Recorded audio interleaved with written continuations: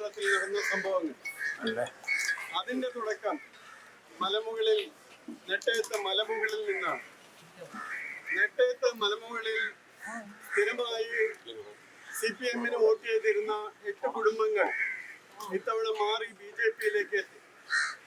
അതിന് പ്രതിഷേധം CPM-കാരെക്കാൾ അധികം അവിടെ ഉള്ള SHO-ക്കായിരുന്നു.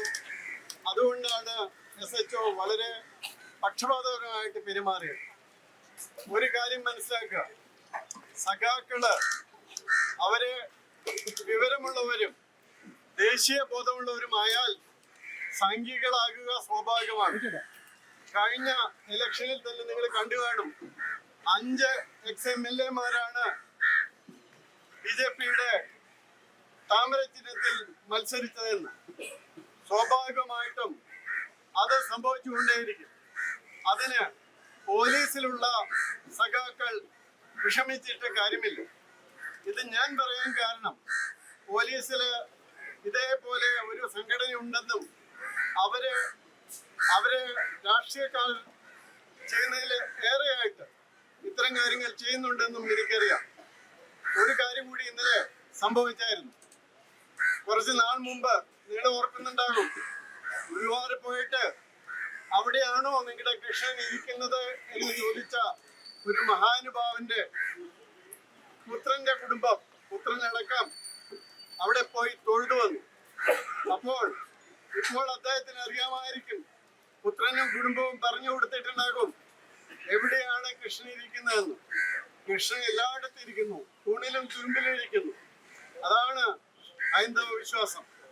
അപ്പോ അങ്ങനെ ചോദിച്ച് ബുദ്ധിമുട്ടേണ്ട ആവശ്യമില്ല. നമുക്ക് നോക്കിയാൽ അറിയാം, PS അച്യുതാനന്ദൻ, അദ്ദേഹവും കമ്മ്യൂണിസ്റ്റ് ആയിരുന്നു. അദ്ദേഹത്തിന്റെ പുത്രൻ എന്നോടൊപ്പം പലതവണ ശബരിമല നടയിൽ വന്നിട്ടുണ്ട്, തൊഴുതിയിട്ടുണ്ട്. നിങ്ങൾ മനസ്സിലാക്കേണ്ടത്, എന്തുകൊണ്ട് ഈ ഹൈന്ദവ മതത്തെ നശിപ്പിക്കാൻ കൂട്ടുനിന്ന ഈ പ്രമാണിമാരായ കമ്മ്യൂണിസ്റ്റ് നേതാക്കളുടെ കുടുംബങ്ങൾ, മക്കൾ എല്ലാവരും ദൈവത്തിലേക്കും ഹൈന്ദവ ആദർശങ്ങളിലേക്കും തിരിച്ചു വരുന്നുവെന്ന് അത് വേണമെങ്കിൽ ഒരു പഠനം നടത്തിക്കോളൂ. അപ്പോൾ നമ്മള് കുറെ നാളായിട്ട് സമാധാനം എന്ന് തന്നെയാണ് പറയുന്നത്. എന്ത് ആക്രമണം ഉണ്ടായാലും അതിന് നിയമപരമായ വഴികളിലൂടെയാണ് ചെയ്യുന്നത്. പക്ഷെ ഇന്നലെ നടന്നിരിക്കുന്ന ആക്രമണം അത് ഒരു മതത്തിന്റെ മേലുള്ള ആക്രമണമാണ്. ചില വ്യക്തികളുടെ കൈകൂട്ടി അത് ഒരാളുടെ കണ്ണൊക്കെ ഇടിച്ച് പൊട്ടിച്ചിരിക്കുകയാണ്. ഒരു പ്രതിഷേധവുമില്ലാത്ത സ്ഥലത്ത്, ഒരു പ്രശ്നവുമില്ലാത്ത സ്ഥലത്ത് കടന്നു കയറി ആ ഭീകരതാണ്ഡവം ആടുന്നതിന്റെ ആവശ്യം എന്തായിരുന്നു? അതിന്റെ അർത്ഥം ഹിന്ദുക്കൾ ഇനി സംഘടിച്ച് തുടങ്ങി തിരിച്ചടി തുടങ്ങണമെന്നുള്ളതാണ്. അതിൽ എനിക്ക് പറയാനുള്ളത്, പോലീസിലെ ഒരു മേധാവിയായിരുന്ന ഞാൻ പറയുന്നത്, പോലീസ് നീതിപൂർവം പ്രവർത്തിക്കണം. അതിന്റെ ഉന്നത ഉദ്യോഗസ്ഥർ പോലീസ് നീതിപൂർവമായി പ്രവർത്തിക്കുന്നു എന്ന് ഉറപ്പാക്കണം. ഇതിൽ തെറ്റ് ചെയ്ത ഉദ്യോഗസ്ഥർക്കെതിരെ കർശനമായ നടപടികൾ ഉണ്ടാകണം. അല്ലെങ്കിൽ തീർച്ചയായിട്ടും പോലീസ് മനസ്സിലാക്കേണ്ടത്, ഈ ചവിട്ടി തുറക്കാൻ പറ്റുന്നത് അമ്പലത്തിന്റെ വാതിൽ മാത്രമല്ല, മറ്റ് പല വാതിലുകളും ചവിട്ടി തുറക്കാൻ പറ്റുന്നതാണ് എന്ന് പോലീസ് മനസ്സിലാക്കുക. അപ്പൊ അതുകൊണ്ട് നമ്മൾ വളരെ സമാധാനപൂർവ്വമാണ് ഇവിടെ വന്നിരിക്കുന്നത്. ഇത് ഒരു പ്രതിഷേധം, ഒരു രേഖപ്പെടുത്തൽ മാത്രമാണ്. പക്ഷെ അതോടൊപ്പം നമ്മൾ മനസ്സിലാക്കേണ്ട ഒരു കാര്യം കൂടിയുണ്ട്. ഇപ്പോ ഇന്നും മറ്റാണ് അയാളുടെ പേരെന്ന് തോന്നുന്നു, എനിക്ക് കൃത്യമായിട്ട് അറിയില്ല. അയാളൊന്ന് മനസ്സിലാക്കുക, അയാള് AKG സെന്ററിൽ നിന്ന് വന്ന ആളായിരിക്കാം. ആദ്യം പോയി AKG സെന്ററിന്റെ നിറം ഒന്ന് കാണുക. AKG സെന്റർ നിറം കൊടുത്തിരിക്കുന്നത് എന്താണ്? ചുവന്ന നിറമാണോ? അല്ല. AKG സെന്റർ കാവ്യ അടിച്ചിട്ടിരിക്കുന്നത് എന്തിനാണ്? AKG സെന്റർ കാവ്യ അടിച്ചിട്ടിരിക്കുന്നത് ബംഗാളിലെ പോലെ AKG സെന്ററും ഒരു കാവ്യ കൂടാരമാകാൻ മാത്രമാണ്. അതുകൊണ്ട് ഈ പോലീസുകാർ ആരെങ്കിലും ഇപ്പോൾ മാർക്സിസ്റ്റ് പാർട്ടിയുടെ ഏജന്റുമാരായിട്ടോ അതല്ലെങ്കിൽ അവരുടെ ആശ്രിതന്മാരായിട്ടോ അല്ലെങ്കിൽ അവരെ പ്രീണിപ്പിക്കാനോ ഇനി കുറച്ച് ദിവസമേ ഉള്ളൂ 4-ാം തീയതി വോട്ടെണ്ണ. അതിനു മുമ്പുള്ള ശ്രമങ്ങൾ നടത്തുകയാണെങ്കിൽ അത് ശക്തമായ മറുപടി ഉണ്ടാകും. അതുകൊണ്ട് ഇത് മറ്റാരുമല്ല, പോലീസ് തന്നെയാണ് ഒരു ക്ഷേത്രത്തിൽ കയറി അവിടുത്തെ നാശങ്ങൾ വരുത്തിയിട്ടുള്ളത്, അവിടെ ഉണ്ടായിരുന്നവരെ ആക്രമിച്ചത്. അതുകൊണ്ട് ആ ഉദ്യോഗസ്ഥനെതിരെ കർശനമായ നിയമ നടപടികൾ ഞങ്ങൾ ആവശ്യപ്പെടുകയാണ്. തികച്ചും ന്യായമായി നിയമപരമായി എടുക്കേണ്ട നടപടികൾ ആ ഉദ്യോഗസ്ഥനെതിരെ എടുക്കണം. എടുത്തില്ലെങ്കിൽ തീർച്ചയായിട്ടും വളരെ കുറച്ച് പേര് മാത്രം വന്ന് ഇത് അറിയിക്കാനും അറിയിക്കാനും മാത്രമായിട്ട് വന്ന കുറച്ച് പേരാണ്. അതിന്റെ സ്വഭാവം മാറ്റിയെടുക്കാൻ സാധിക്കും. മറ്റുള്ളവരുടെ പോലെ തന്നെ സ്റ്റേഷനുകൾ ആക്രമിക്കുന്ന സ്വഭാവത്തിലേക്ക്, അതുപോലെ പോലീസുകാരെ ആക്രമിക്കുന്ന സ്വഭാവത്തിലേക്ക് ഞങ്ങളെ തിരിച്ചുവിടരുത് എന്ന് പോലീസിലെ സീനിയർ ഉദ്യോഗസ്ഥന്മാരോട് എനിക്കൊരു റിക്വസ്റ്റ് ഉണ്ട്. അതുകൊണ്ട് നടപടികൾ കൃത്യമായിട്ട് എടുക്കുക. അതുപോലെ എല്ലാവർക്കും മനസ്സിലാക്കുന്ന വിധത്തിൽ എല്ലാവരും അവസാനം സംഖ്യയായിട്ട് മാറുന്നുണ്ട് എന്ന് കൂടി മനസ്സിലാക്കിയിട്ട് സംഖ്യകളോട് കളിച്ചാൽ മതി. അതുകൊണ്ട് ആ കാര്യം കൂടി നിങ്ങളൊന്ന് മനസ്സിലാക്കിക്കോളൂ. അവസാനം നിങ്ങൾക്ക് എല്ലാവർക്കും വന്ന് ചേരാനുള്ള ഒരു സമുദ്രമാണിത്. അതുകൊണ്ട് ഇപ്പോൾ ഈ പോലീസ് ഉദ്യോഗസ്ഥൻ ചെയ്ത നടപടിക്കെതിരെ ശക്തമായ നടപടികൾ ഉണ്ടാകണം. അത് വിഗ്രഹ ധ്വംസനത്തിന്, അതുപോലെ അവിടെ നശിപ്പിച്ചതിന്, അതുപോലെ അതിക്രമിച്ച് കയറിയതിന്, അതുപോലെ അവിടെയുള്ള സാമഗ്രികൾ നശിപ്പിച്ചതിന്, അനാവശ്യമായിട്ട് ഗുരുതര പരിക്കേൽപ്പിച്ചതിന്, ഇതിനുള്ള നടപടികളെല്ലാം അവരെ സ്വീകരിക്കേണ്ടതാണ്. അതുണ്ടാകുന്നു എന്ന് നമ്മൾ നോക്കും. ഇതിന് കൃത്യമായിട്ടുള്ള കംപ്ലൈന്റ് കൊടുക്കുന്നതാണ്. ആ കംപ്ലൈന്റിൽ നടപടി ഉണ്ടായില്ലെങ്കിൽ നമ്മൾ ഈ ഇഷ്യൂ കേരളം മുഴുവൻ ടേക്കപ്പ് ചെയ്യേണ്ടി വരും. ഒരുപക്ഷെ ഇലക്ഷൻ റിസൾട്ട് വരുന്നതിന് മുമ്പായി തന്നെ അത് വർദ്ധിപ്പിക്കേണ്ടി വരും. അതുകൊണ്ട് ഇവിടുത്തെ കമ്മീഷനോടും DGPയോടും ഒക്കെയുള്ള എൻ്റെ അഭ്യർത്ഥന എന്താണെന്ന് വെച്ചാൽ, നിയമപരമായി നിങ്ങൾ എടുക്കേണ്ട നടപടികൾ സ്വീകരിക്കുക, കർശനമായ നടപടികൾ സ്വീകരിക്കുക. ഇത് ഒരു സംഘർഷത്തിലേക്ക് വലിച്ച് എത്തിക്കാതിരിക്കുന്നത് നിങ്ങൾക്ക് തന്നെയാണ് നല്ലത്. പിന്നെ 4-ാം തീയതി റിസൾട്ട് വന്നാൽ ഒരു തൂക്ക് നിയമസഭയാണെങ്കിൽ തീർച്ചയായിട്ടും ഇവിടെ ഒരു പ്രസിഡന്റ് ഭരണം ഉണ്ടാകും എന്നുള്ള കാര്യം കൂടി ചില ഉദ്യോഗസ്ഥരെ ഞാൻ ഓർമ്മിപ്പിക്കുകയാണ്. അപ്പൊ അതുകൊണ്ട് ഇവിടെ കേരളത്തിൽ ഒരിക്കലും BJP ഭരണത്തിൽ വരില്ല എന്ന് വിചാരിക്കേണ്ട. കേരളത്തിൽ BJP ഭരണത്തിൽ വന്നിരിക്കും, അതും മറ്റൊരു കാര്യം. പക്ഷേ വിത്തിൻ 1 മാസം ആര് വരും അത് ഇപ്പോഴും നിശ്ചയിക്കപ്പെട്ടിട്ടില്ല. അങ്ങനെ ഒരു സാധ്യതയുണ്ടായാലും ഇത്തരത്തിൽ വൃത്തികേട് ചെയ്യുന്ന, പക്ഷപാതപരമായി പെരുമാറുന്ന, അതൊരു രാഷ്ട്രീയ പാർട്ടിയുടെ ഗുണ്ടകളെ പോലെ പെരുമാറുന്ന ഉദ്യോഗസ്ഥരുണ്ടാകരുത്. അതാണ് ഞങ്ങൾക്ക് പറയാനുള്ളത്. ഇത്രയും പറഞ്ഞുകൊണ്ട് കർശനമായ നടപടികൾ ആ ഉദ്യോഗസ്ഥനെതിരെ സ്വീകരിക്കണമെന്ന് ആവശ്യപ്പെട്ടുകൊണ്ട് ഞാൻ ഈ പ്രതിഷേധം ഉദ്ഘാടനം ചെയ്തതായിട്ട് പ്രഖ്യാപിക്കുകയാണ്. ബോലോ ഭാരത് മാതാ കി ജയ്. ഈ അസുഖകരമായ സംഭവം ഒരു ക്ഷേത്രത്തിലേക്ക് പോലീസ് കടന്നു കയറി ചവിട്ടിപ്പൊളിച്ചിട്ടാണ്, അമ്പലത്തിന്റെ മതപാഠശാല ചവിട്ടിപ്പൊളിച്ചിട്ടാണ് അവിടെ ഉണ്ടായിരുന്ന മതപാഠശാല പ്രവർത്തകരെ പോലീസ് പിടിച്ചോണ്ട് പോയത്. എനിക്ക് കേരള പോലീസ് ക്ഷേത്ര സംരക്ഷണ സമിതിയോ അല്ലെങ്കിൽ സംഘപരിവാർ പ്രസ്ഥാനങ്ങളെയോ ഏതെങ്കിലും രീതിയിൽ സഹകരിക്കുകയോ ചെയ്യണമെന്നുള്ള ഒരാവശ്യമില്ല. നമ്മള് ഹിന്ദുക്കള് വളരെയധികം സമാധാനപ്രിയരായിട്ട് സാധാരണഗതിക്ക് ആരെയും ഉപദ്രവിക്കാതെ കടന്നു പോകുന്ന ഒരു സമൂഹമാണ്. ഈ ക്ഷേത്ര സംരക്ഷണ സമിതിയുടെ മതപാഠശാല യോഗം അവിടെ നടക്കുന്നുണ്ട് എന്നുള്ള കാര്യം ദിവസങ്ങൾക്ക് മുമ്പ് തന്നെ പ്രഖ്യാപിച്ച് നോട്ടീസിലിട്ട് നടത്തിയ യോഗമാണ്. ആ യോഗത്തിലേക്ക് പോലീസ് കടന്നു വന്ന് അവിടെ വാതിലുണ്ടായിരുന്ന താക്കോല് പൂട്ടിയിട്ടാണ് പോയിട്ട് ഇടിവണ്ടിയുമായിട്ട് വന്ന് ഈ വാതിൽ ചവിട്ടിപ്പൊളിച്ച് ഈ പ്രവർത്തകരെ പിടിച്ചോണ്ടുപോയി. ആ തരത്തിലുള്ള ഒരു അവിവേകം അല്ലെങ്കിൽ ഒരു അനാവശ്യം, ഒരു തിടുക്കം കാണിക്കാൻ എന്താണ് കേരള പോലീസിനെ പ്രേരിപ്പിച്ചതെന്ന് എനിക്ക് മനസ്സിലാവുന്നില്ല. തീർച്ചയായിട്ടും വട്ടിയൂർക്കാവിലെ പുതുതായിട്ട് വന്ന SHO വിപിൻ വന്ന ദിവസം മുതൽ RSSന്റെയും സംഘപരിവാർ പ്രവർത്തകരെയും നിരന്തരം ഭീഷണിപ്പെടുത്തുകയും പീഡിപ്പിക്കുകയും ചെയ്യുക. വിപിന് പാർട്ടി ബന്ധമുണ്ട് എന്നാണ് ഞാൻ നടത്തിയ അന്വേഷണത്തിൽ മനസ്സിലാകുന്നത്. വിപിന് പാർട്ടി ബന്ധമുണ്ടാകാം. കേരള പോലീസിന് ധാരാളം പേർക്ക് പാർട്ടി പ്രവർത്തകരുണ്ടാകാം. കേരളം ഇത്രയും ഹൈലി പൊളിറ്റിക്കലി സെൻസിറ്റീവ് ആയിട്ടുള്ള ഒരു സംസ്ഥാനമായതുകൊണ്ട് എല്ലാവർക്കും രാഷ്ട്രീയ ബന്ധമുണ്ടാകാം. പക്ഷേ പോലീസ് നിഷ്പക്ഷമാകണം. ആ യൂണിഫോമിന് ഒരു പരിശുദ്ധിയുണ്ട്, യൂണിഫോമിന് വിശുദ്ധിയുണ്ട്. ആ വിശുദ്ധി കളഞ്ഞിട്ട് അതിനെ ചെങ്കുടിയാക്കി മാറ്റാൻ വിപിൻ ശ്രമിച്ചാൽ ഇത് താക്കീതാണ്. വിപിന്റെ വീട്ടിൽ ഞങ്ങൾ എത്തും. വിപിന് ഒരു ദിവസം പോലും സമാധാനപരമായിട്ട് ഉറങ്ങാൻ പറ്റാത്ത അവസ്ഥയുണ്ടാവും. അടുത്തിടയ്ക്ക് ഡിവൈഎഫ്ഐക്കാര് ഇവിടുത്തെ ലുലു മാളിൽ വെച്ചൊരു പോലീസുകാരനെ വടിയിലിട്ട് നേരിട്ട സംഭവം നമുക്കറിയാം.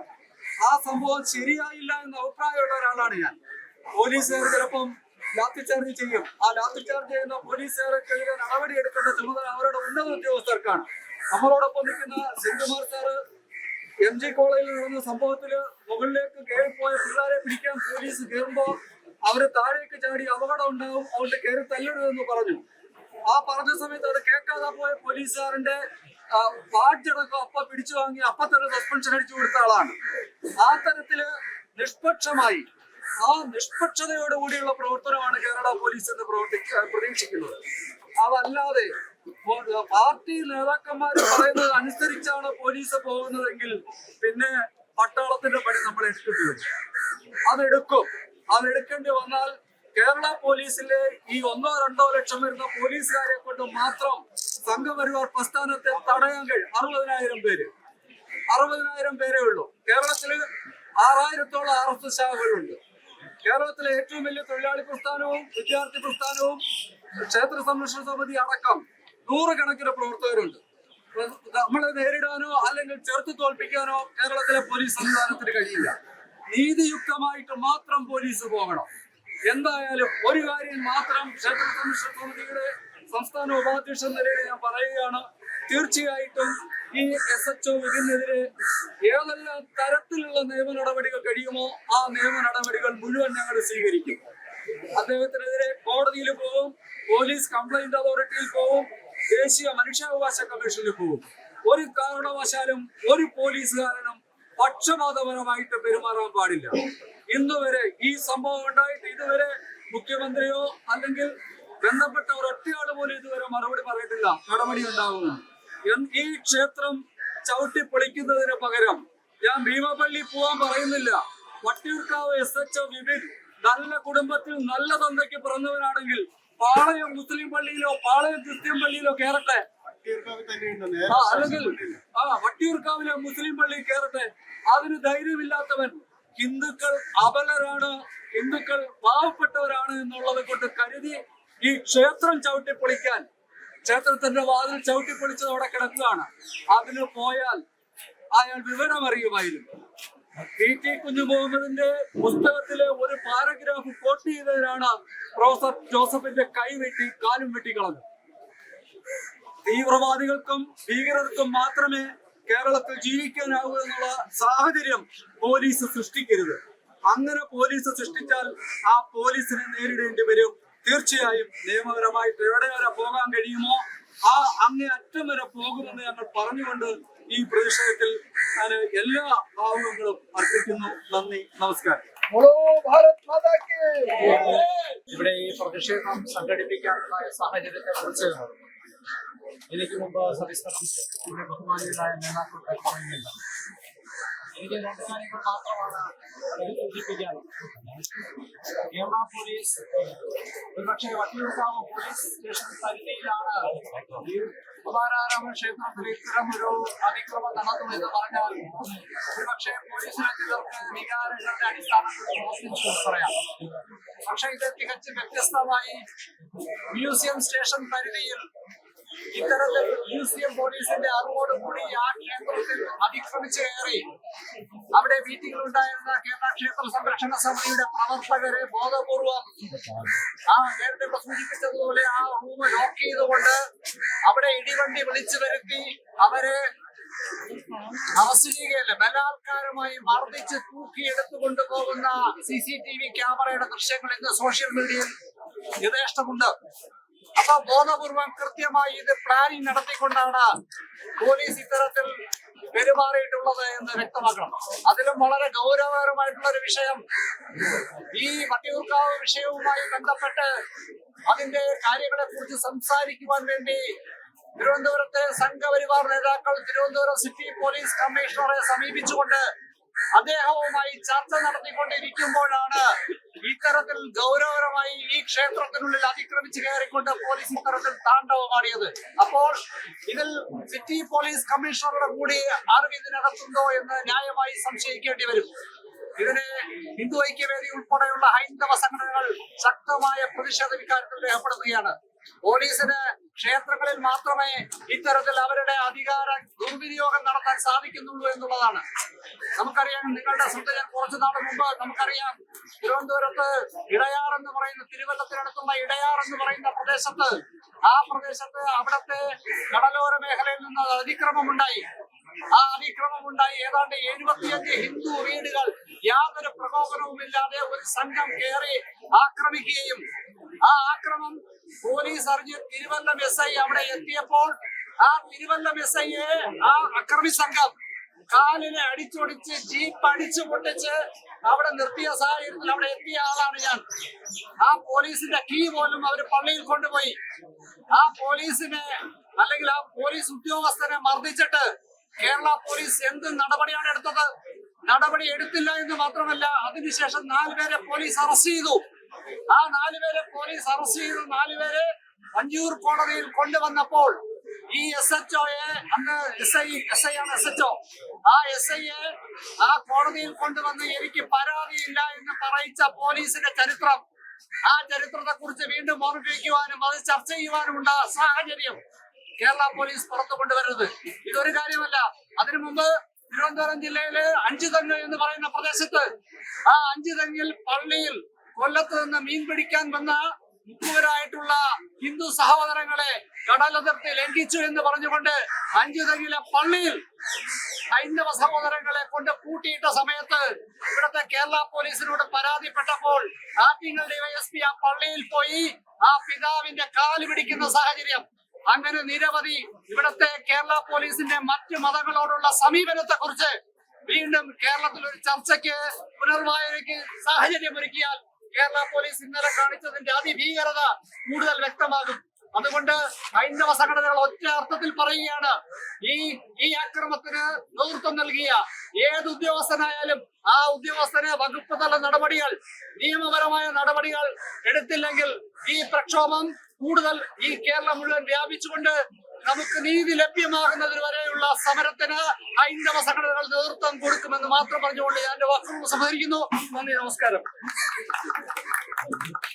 കേരള ക്ഷേത്ര സംരക്ഷണ സമിതിയുടെ സംസ്ഥാന ഉപാധ്യക്ഷ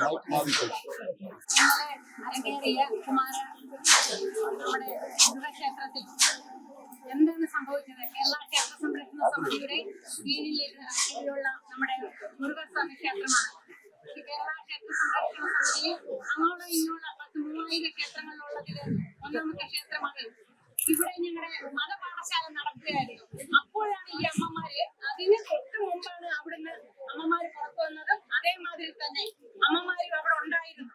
അങ്ങനെയുള്ള സാഹചര്യത്തിൽ ഞങ്ങൾ അമ്മമാരുടെ സൈഡിൽ നിന്ന് കേസ് കൊടുക്കാൻ പോവുകയാണ്.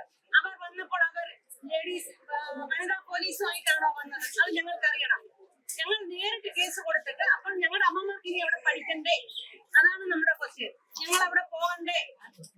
ഇങ്ങനെ അവരെ അരങ്ങേറാൻ അവർക്ക് എന്താണ് ധൈര്യം?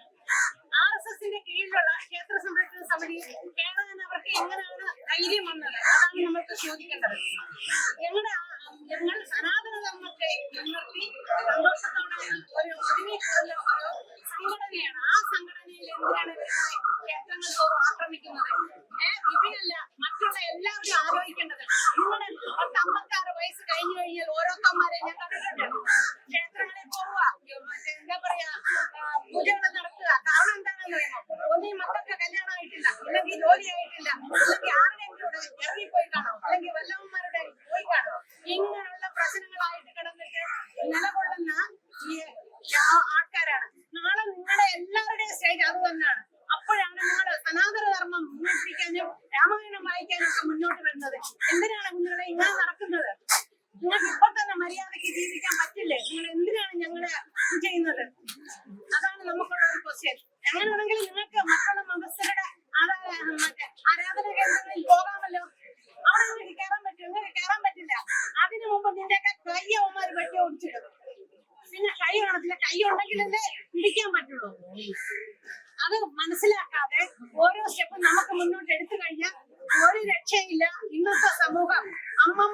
സമരം തന്നെ മുമ്പോട്ട് ശക്തിയായിട്ടാണ് വന്നുകൊണ്ടിരിക്കുന്നത്. ഞങ്ങള് അമ്മമാരുടെ സൈഡിൽ നിന്ന് ഞങ്ങള് കേസ് കൊടുക്കാൻ തന്നെയാണ് തീരുമാനിച്ചിരിക്കുന്നത്. കേന്ദ്ര ലെവലിൽ തന്നെ ഞങ്ങൾ പോകാനാണ് ഇരിക്കുന്നത്. ഞങ്ങൾക്ക് സുരക്ഷിതം വേണം. ഞങ്ങളുടെ മതപാഠശാലയിൽ കയറി വിഗ്രഹങ്ങൾ അടിച്ചൊടിക്കുക, ഞങ്ങളുടെ ഇരിപ്പിടങ്ങൾ അടിച്ചൊടിക്കുക, ഞങ്ങൾ പൂജിക്കുന്ന ഫോട്ടോകൾ നശിപ്പിക്കുക. അവിടെ നിങ്ങൾ വനിതാ പോലീസുമായിട്ടാണോ വന്നത്? ഞങ്ങളുടെ ഇവിടെ ക്യാമറ ഉണ്ട്, നിങ്ങളൊക്കെ പറയണം. അതിന് വിപിനും മറ്റുള്ള കൂട്ടരും ഇതിന് ആൻസർ പറഞ്ഞേ പറ്റുള്ളൂ. വിപിന് എന്തെല്ലാം ചെയ്തു കഴിഞ്ഞാലും ഈ ഹിന്ദുക്കളെ നശിപ്പിക്കാൻ പറ്റില്ല. സനാതന ധർമ്മത്തെ ഒരു ഹിന്ദുവെങ്കിലും ജീവിച്ചിരിക്കുന്നിടത്തോളം കാലം സനാതന ധർമ്മം എന്നും നിലകൊള്ളും എന്നുള്ളത് എടുത്തു പറയുകയാണ്. ഇനിയിപ്പോ അടുത്ത ഇലക്ഷന്റെ റിസൾട്ട് വരുന്നുണ്ട്, കിടന്ന് ചങ്കിലടിക്കുകയാണ്. എന്തിനാണ് നിങ്ങളെന്നാ വിപിനെ പോലുള്ള എന്താ പറയാ ഇങ്ങനെയുള്ള സ്റ്റേഷനിൽ ഇരിക്കുന്നവര് എന്തിനാണ് ഇങ്ങനെ കഷ്ടപ്പെടുന്നത്? അതുകൊണ്ട് പിണറായിയുടെ മോൻ ഇന്നലെയും ഗുരുവായൂർ പോയിട്ട് ആരും അറിയാതെ ഇന്ന് തൊഴുതിട്ട് പുറത്തു വന്നല്ലോ. അപ്പൊ നിനക്കൊന്നും ദൈവവിശ്വാസം ഇല്ലേ? ഉണ്ട്. മറ്റുള്ളവർക്ക് വേണ്ടി അടിമപ്പണി ചെയ്യാൻ വേണ്ടിയിട്ട് എന്തിനാണ് ഇങ്ങനെ മറ്റുള്ളവരുടെ ത്യാഗം വിഷമങ്ങളെ പിടിച്ചു പറ്റുന്നത്? ഇനിയെങ്കിലും മര്യാദയ്ക്ക് ജീവിക്കാൻ നോക്ക്. അറിയാം, 56 വയസ്സ് കഴിയുമ്പോഴത്തേക്ക് അവരുടെയൊക്കെ വീട്ടിൽ പോയി അന്വേഷിക്കുമ്പോൾ അറിയാം കിടന്ന് 4 കൈ വിട്ട് അടിക്കുന്നത്. ആ സമയത്ത് നിങ്ങളുടെ കൂടെ ഒരുത്തരും കാണത്തില്ല എന്ന് മാത്രം പറഞ്ഞുകൊണ്ട് ക്ഷേത്ര സംരക്ഷണ സമിതിക്ക് വേണ്ടിയിട്ട്